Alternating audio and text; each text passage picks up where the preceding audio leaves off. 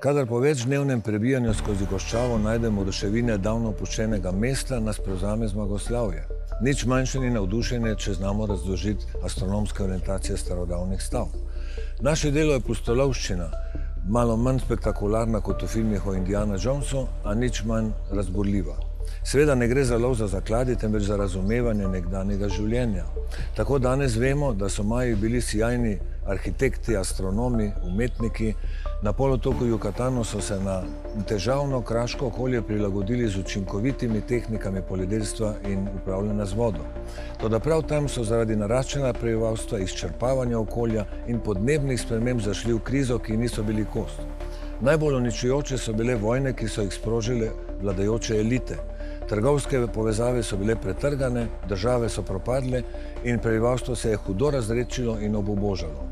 V primeru Majev lahko vidimo zelo vešče podobnosti z dogajanjem v sedanjosti. Arheologija ne daje rešitev za današnje probleme.